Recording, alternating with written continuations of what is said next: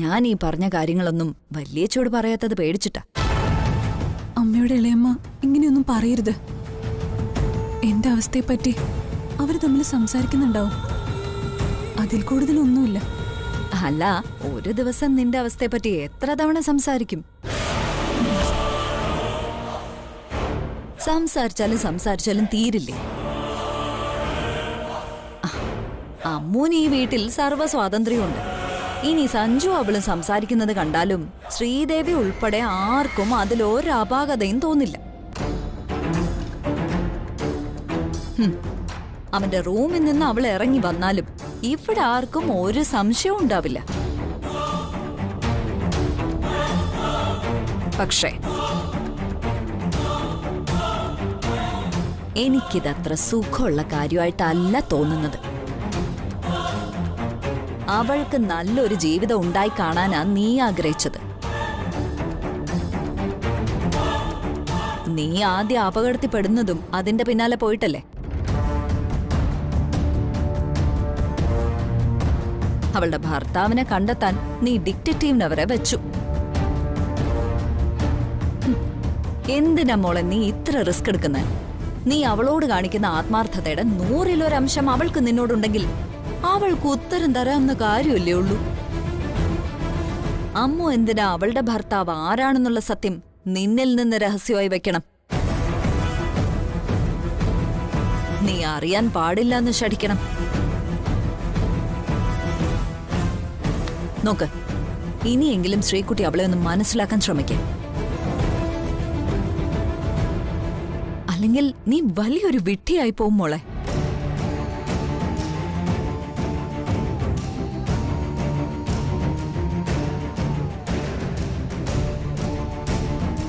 ഇളയമ്മ ഇപ്പൊ ചെല്ല.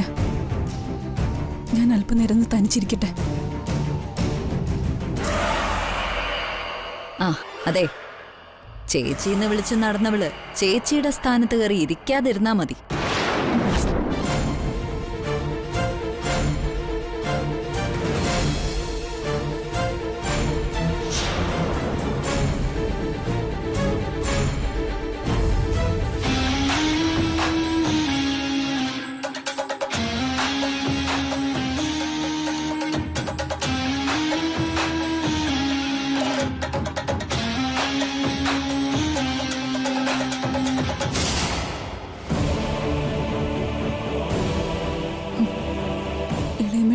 എന്താണെങ്കിലും പറഞ്ഞതിൽ വാസ്തവമുണ്ട്.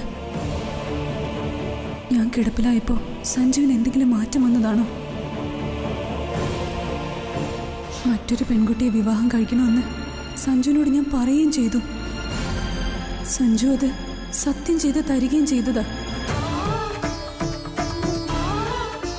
എന്റെ മനസ്സിലുള്ള ആ കുട്ടി അമ്മു ആയിരിക്കുമെന്ന് സഞ്ജു തെറ്റിദ്ധരിച്ചതാണോ? അവളും അങ്ങനെ ആഗ്രഹിച്ചു തുടങ്ങിയോ? ഏയ്, ഒരിക്കലും സഞ്ജുവിന് അങ്ങനെ ഒരു മനസ്സുണ്ടാവില്ല. എന്നെ കാണില്ലെന്ന് പറഞ്ഞപ്പോ ഹൃദയം നൊന്താ സഞ്ജു സത്യം ചെയ്തത്.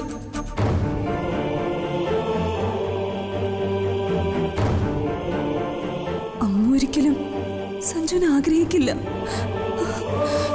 ഈ ഇളയം ഓരോന്ന് പെരുപ്പിച്ച് പറഞ്ഞതാ.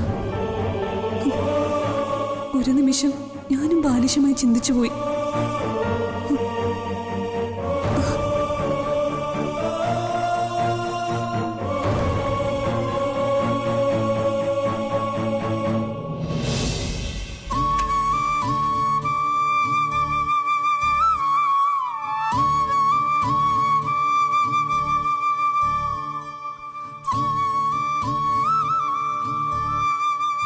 അമ്മേ, മോളെ നീ ഇങ്ങോട്ട് വന്നോ? ശ്രീകുട്ടി മാത്രല്ലേ റൂമിലുള്ളൂ? കവിത ചേച്ചിയെ കാണാൻ പോയിട്ടുണ്ട്. ഞാനങ്ങോട്ട് ചെന്ന കവിത ചേച്ചിക്ക് ഇഷ്ടാവില്ല. അത് നന്നായി.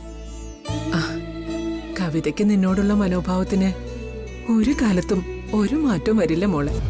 ഞാനതൊന്നും കാര്യാക്കുന്നില്ലമ്മേ. പക്ഷെ എന്റെ വിഷമം ചേച്ചിയുടെ ഇപ്പോഴത്തെ പെരുമാറ്റം ഓർത്താ. അതെന്താ? ശ്രീകുട്ടിക്ക് നിന്നോട് ഇഷ്ടക്കേടുണ്ടാവാൻ എന്ത് കാരണമുള്ളത്? എന്നോട് മാത്രമല്ല, ചേച്ചിയെ സ്നേഹിക്കുന്നവരെയും അകന്നു നിൽക്കാൻ ബോധപൂർവം ഒരു ശ്രമം നടത്തുന്നതായി എനിക്ക് തോന്നി തുടങ്ങിയിട്ടുണ്ട്. അവള് സന്തോഷത്തിലാണെന്നാ ഞാൻ കരുതിയത്. നമ്മളെക്കാൾ കാര്യങ്ങൾ ഉൾക്കൊള്ളാൻ ശ്രീകുട്ടിക്ക് കഴിഞ്ഞല്ലോ എന്നുള്ള ആശ്വാസമായിരുന്നു എനിക്ക്. ചേച്ചി ഓർത്ത് ആരും സഹതപിക്കുന്നത് ഇഷ്ടമല്ലാത്തതുകൊണ്ടാ നമ്മൾ അങ്ങോട്ട് പറയേണ്ട കാര്യങ്ങൾ ചേച്ചി നമ്മളോട് തന്നെ പറയുന്നേ. പിന്നെ ആശ്വസിപ്പിക്കാൻ വരുന്നയാൾക്ക് മറ്റൊന്നും പറയാനും കഴിയില്ല. പക്ഷേ ദിവസങ്ങൾ കടന്നു പോകും തോറും ചേച്ചി സ്വയം ഒറ്റപ്പെടാനാ ശ്രമിക്കുന്നേ. നമുക്ക് എന്ത് ചെയ്യാൻ കഴിയുമോളെ?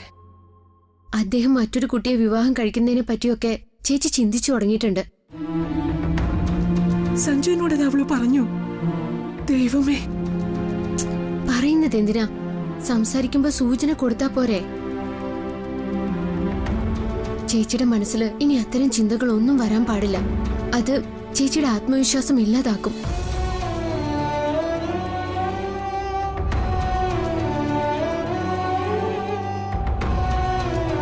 ഇനി സഞ്ജു അതിന് സമ്മതം പറയുമെന്ന് അറിയാനാണോ ശ്രീകുട്ടി അങ്ങനെ ഒരു ശ്രമം നടത്തുന്നേ? ഒരിക്കലും അല്ല. അദ്ദേഹം മറ്റൊരു വിവാഹം കഴിച്ചാൽ പോലും ചേച്ചിക്ക് നിരാശ ഉണ്ടാവാൻ പോകുന്നില്ല.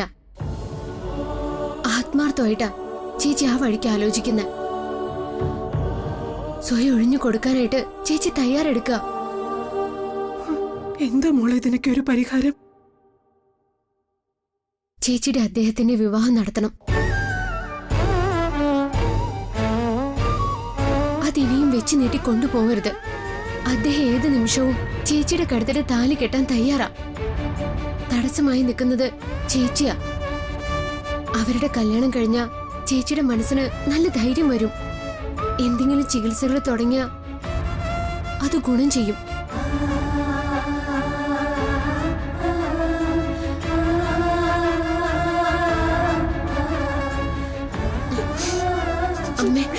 അമ്മ എന്തോ ഒന്നും മിണ്ടാത്തെ? മകളെ വീൽ ചെയറിലെത്തി താലികെട്ടിന് തയ്യാറല്ലെന്ന് പ്രഭ പറഞ്ഞു കഴിഞ്ഞു. ഇനി എന്താ പ്രഭയുടെ മനസ്സിലുള്ളതെന്നും അറിയില്ല. വിദേശത്ത് കൊണ്ടുപോയി പരീക്ഷിച്ചു നോക്കാൻ ഉദ്ദേശം ഉണ്ടോന്നും അറിയില്ല. പ്രഭയ്ക്ക് അങ്ങനെ വല്ല ചിന്തയുണ്ടെങ്കിൽ കല്യാണത്തിന് സമ്മതം പറയുമെന്നും എനിക്ക് തോന്നുന്നില്ല. സഞ്ജുവും ശ്രീകുട്ടിയും തമ്മിലുള്ള കല്യാണത്തിന് ഇനി സാധ്യതയില്ലെന്ന മട്ടിൽ കാഞ്ചന സംസാരിച്ചതായി കേട്ടു. അവർക്കിപ്പോ ഇതല്ല അമ്മോ വലിയ കാര്യം. അമ്മേ, കല്യാണായിട്ടൊന്നും വേണ്ട. താലികെട്ട് മാത്രല്ലേ വേണ്ടൂ. അതിലെന്താ തടസ്സമായിട്ട് നിൽക്കുന്നേ? ചേച്ചിയുടെ കഴുത്തില് അദ്ദേഹത്തിന്റെ താലി കിടന്നോട്ടെ. നീ ഒരാളിന്റെ താലി കഴുത്തിൽ അണിഞ്ഞു നടക്കുന്നത് പോലെ അല്ലത്.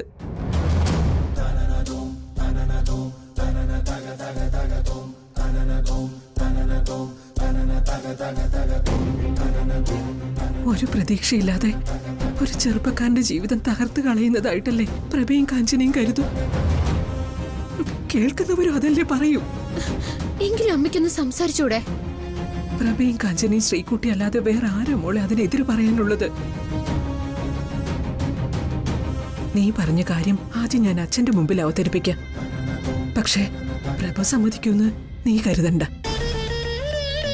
പ്രഭ സമ്മതിച്ചാൽ തന്നെ ശ്രീകുട്ടി മനസ്സ് വെക്കാതെ മോളുടെ ആഗ്രഹം നടക്കില്ല. സഞ്ജുവിന്റെ വിവാഹവുമായി ബന്ധപ്പെട്ട് എന്തൊക്കെയോ തടസ്സങ്ങളുണ്ടെന്ന് മുമ്പേ മനസ്സിലായത്. താലികെട്ട് നടന്നുവെന്ന് ജ്യോത്സ്യന്മാര് പറഞ്ഞിട്ടും ശ്രീകുട്ടിയോ സഞ്ജു അത് സമ്മതിച്ച് തന്നിട്ടില്ല. അവള് തളർന്നു കിടക്കുന്ന ഈ സന്ദർഭത്തിൽ ചോദിച്ച ഇനി സഞ്ജുവിനെ ഒഴിവാക്കാൻ വേണ്ടി ശ്രീകുട്ടി സമ്മതിക്കാനും പോകുന്നില്ല. എന്റെ മോന് ഒരു പെൺകുട്ടിയുടെ കഴുത്തിൽ താലി കെട്ടാനുള്ള യോഗമില്ലെന്ന് എനിക്കിപ്പോ തോന്നുന്നത്.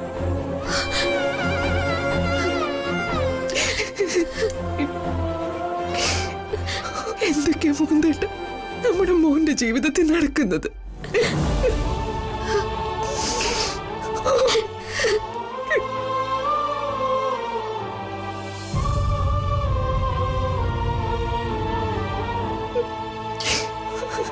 ഞാനിനി എന്താ ചെയ്യണ്ട?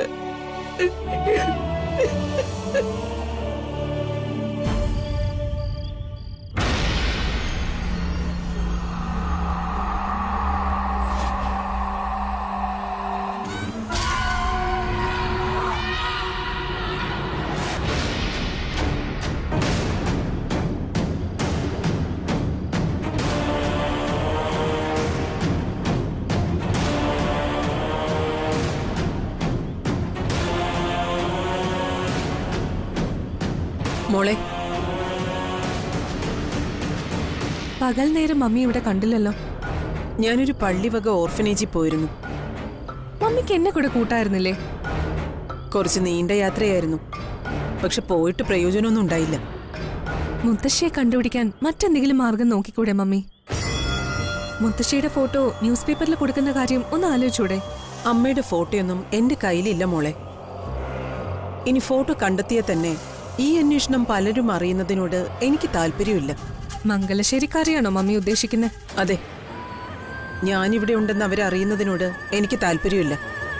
സഞ്ജു നീയും തമ്മിലുള്ള ബന്ധം അറിഞ്ഞു വേണം ഗൗരി നന്ദനയായി എനിക്ക് മംഗലശ്ശേരിയിലെത്താൻ. ഞാനും അങ്ങനെ ആഗ്രഹിക്കുന്നേ. സ്വാതിയെ അപായപ്പെടുത്തിയത് ആരാണെന്ന കാര്യത്തിൽ അന്വേഷണം സഞ്ജു ഇപ്പോഴും അവസാനിപ്പിച്ചിട്ടില്ല. ഞാൻ മനസ്സിൽ പോലും ചിന്തിക്കാത്ത കാര്യ പക കൊണ്ട് മമ്മി ചെയ്തത്. എങ്കിലെന്താ, നിന്റെ വഴി മമ്മിയെ തുറന്നു തന്നില്ലേ? നീ സ്വാതിയെ കാണാൻ അവിടെ പോകുന്നതിൽ അവൾക്ക് നീരസമുണ്ടോ? ഒരിക്കലും ഇല്ല. പതിവില്ലാത്ത വിധം സ്വാതി ഈയിടെ എന്നെ വിളിക്കാറുമുണ്ട്. എനിക്ക് സഞ്ജുവിനോടുള്ള ഇഷ്ടം മനസ്സിലാക്കിയല്ലേ അവൾ അവന്റെ മനസ്സിൽ കയറിയത്. ഇപ്പൊ അവളത് തിരിച്ചറിഞ്ഞു തുടങ്ങിയിട്ടുണ്ട്. എന്നെ അവൾക്ക് വിശ്വാസമായി കഴിഞ്ഞു. അല്ലെങ്കിൽ എന്തിന് സമയം കിട്ടുമ്പോ അങ്ങോട്ട് ചെല്ലാൻ പറയണം? എന്നിൽ നിന്ന് സ്വാതി സഞ്ജുവിനെ തട്ടിയെടുത്തതാ. അവൾ തന്നെ എനിക്ക് സഞ്ജുവിനെ തിരിച്ചു തരും. ഞാൻ ആഗ്രഹിച്ചതും അത് തന്നെയാ. നീ അവളെ പോയി കാണുന്നതിൽ മമ്മിക്ക് എതിർപ്പൊന്നുമില്ല. അവൾക്ക് പകരം നീ എന്ന തോന്നൽ അവളിൽ സൃഷ്ടിക്കണം. നിന്നോട് തന്നെ അവളത് പറയണം.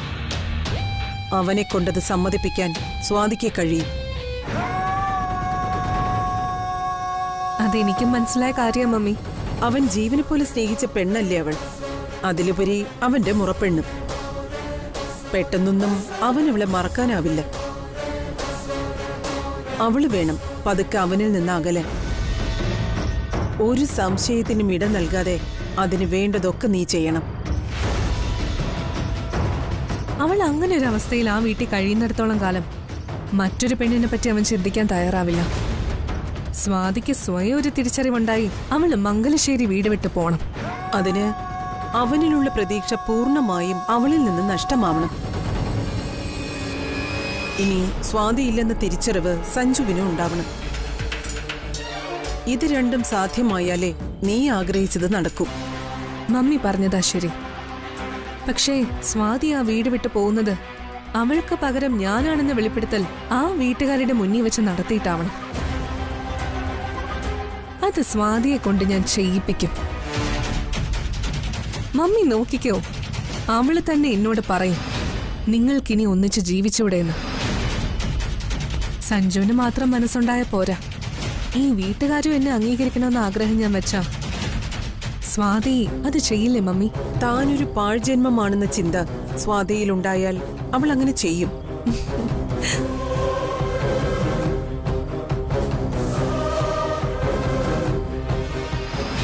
അല്പം ഒന്ന് കാത്തിരിക്കാം അല്ലേ മമ്മി? മനസ്സിലൊരു പ്രതീക്ഷ കെടാവിളക്ക് പോലെ കൂടെ ഉണ്ടെങ്കിൽ കാത്തിരിപ്പുകൾക്ക് മുഷിച്ചിലുണ്ടാവില്ല, കാലദൈർഘ്യം തോന്നില്ല. എന്നാ മോള് പോയി കിടന്നുറങ്ങിക്കോ. മമ്മിയും ഉറങ്ങാൻ പോവാ. ഗുഡ് നൈറ്റ് മോളെ. Good night mummy.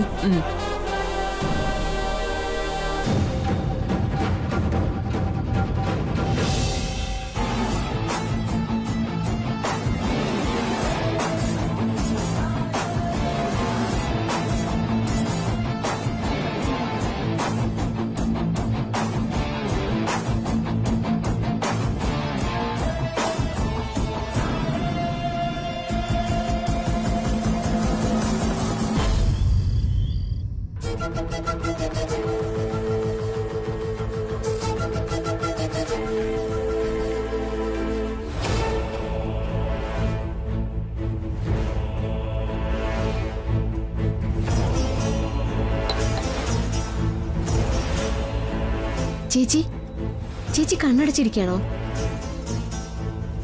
നീയായിരുന്നു. പെണങ്ങല്ലേ, അല്പം വൈകിപ്പോയി. അതിന് നിന്നോട് ഞാൻ പിണങ്ങുന്നത് എന്തിനാ അമ്മു? നിനക്കിപ്പോ പലരുടെയും കാര്യങ്ങൾ നോക്കേണ്ടതല്ലേ? ഞാനിപ്പോ ചേച്ചിയുടെ കാര്യം മാത്രമേ നോക്കുന്നുള്ളൂ. എന്നോട് കിച്ചണിൽ കയറണ്ടെന്നാ കാവേരി ചേച്ചി പറഞ്ഞത്. ഞാൻ അങ്ങോട്ട് പോവാറേ ഇല്ല. പക്ഷെ നിനക്കിപ്പോ തിരക്ക് കൂടുതലല്ലേ? എനിക്കൊരു തിരക്കുമില്ല. ഞാൻ എപ്പോഴും ചേച്ചിയുടെ കൂടെ തന്നെ ഉണ്ടാവും. ചേച്ചി ഒന്ന് ഉറങ്ങുമ്പോഴാ ഞാൻ പുറത്തേക്ക് പോകുന്നത്. തളർന്നു പോവാന്ന് പറയുന്നത് ഉറക്കം തന്നെയാ. ഈ ലോകത്ത് എല്ലാവർക്കും ഒരു സ്പേസ് ഉണ്ടാവും. അതിലവർ നിറഞ്ഞു നിൽക്കും. എനിക്കും ഉണ്ടായിരുന്നു എന്റേത് മാത്രമായ ഒരിടം. പക്ഷേ ദേ ബെഡിൽ വീണുപോയപ്പോ തീർന്നു.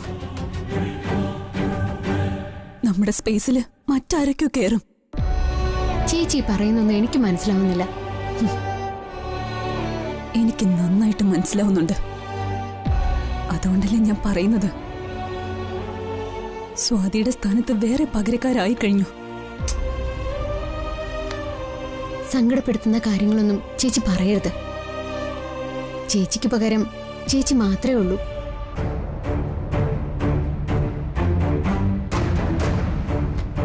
നീ എന്താ ചെയ്യാൻ പോകുന്നു? ഉറങ്ങണ്ടേ? നിന്റെ കാര്യം ഞാൻ ചോദിച്ചേ. കിടക്കാൻ. നീ നിന്റെ റൂമിലേക്ക് പോയിക്കോ. എന്ത് ചേച്ചി പറയുന്നേ? ഞാൻ പോയാ ചേച്ചി തനിച്ചു കിടക്കോ?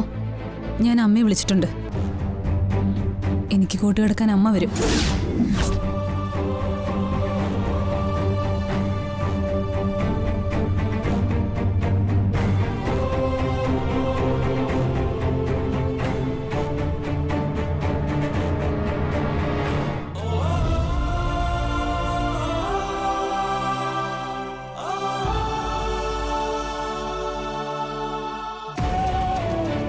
ഇനി എന്റെ കൂടെ അമ്മ കിടന്നാ മതി. ചേച്ചി, ചേച്ചിക്ക് എന്നോട് എന്തെങ്കിലും ഇഷ്ടക്കേടുണ്ടോ? ഉണ്ടോ ചേച്ചി? നിന്നോട് എനിക്ക് എന്ത് ഇഷ്ടക്കേടുണ്ടാവാൻ അമ്മു? അതിനുവേണ്ടി എന്തെങ്കിലും നീ എന്നോട് ചെയ്തിട്ടുണ്ടോ? ഒന്ന് ഓർത്തു നോക്ക്. ഉണ്ടെങ്കിൽ നിനക്ക് തന്നെ അറിയാലോ. ചേച്ചിയുടെ സന്തോഷത്തിൽ കവിഞ്ഞ് എനിക്ക് എന്താ ഉള്ളത്? നീ ചെയ്യുന്നതെല്ലാം എന്നെ സന്തോഷിപ്പിക്കുന്നുണ്ട്. അമ്മയെ ഞാൻ വിളിച്ചിട്ടുണ്ട്. നീ റൂമിലേക്ക് പോയിക്കോ. ഞങ്ങൾക്ക് കുറച്ച് കാര്യങ്ങൾ സംസാരിക്കാനുണ്ട്.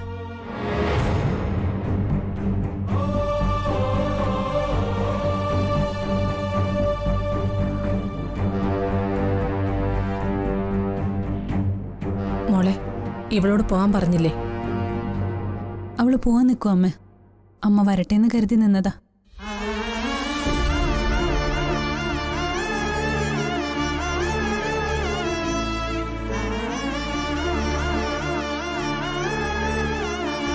ഇപ്പോഴെങ്കിലും മോൾക്ക് അമ്മ വേണമെന്ന് തോന്നിയല്ലോ. അത് അവള് ഓടി നടന്ന് പകല് മുഴുവൻ പണി ചെയ്യുന്നതല്ലേ. എന്റെ കൂടെ ആണെങ്കിലും രാത്രി ഉറക്കമൊന്നുമില്ല. അവൾ ഉറങ്ങിക്കോട്ടെ എന്ന് കരുതി അമ്മയെ വിളിച്ചത്. മോള് മെഡിസിൻ കഴിച്ചില്ലായിരുന്നോ? കഴിച്ചു. അച്ഛനെവിടെ അമ്മ? പ്രഭ ആരോടെ ഫോണിൽ സംസാരിക്കേ. എനിക്കൊന്ന് അച്ഛൻ്റെ അടുത്തേക്ക് പോകണം. അമ്മ വീൽ ചെയറിനെടുത്തേ. ഈ രാത്രിയിൽ വേണോ ശ്രീകുട്ടി? കുറച്ചു നേരം മുറിവിട്ട് പോയി ഉറക്കം കിട്ടും അമ്മ.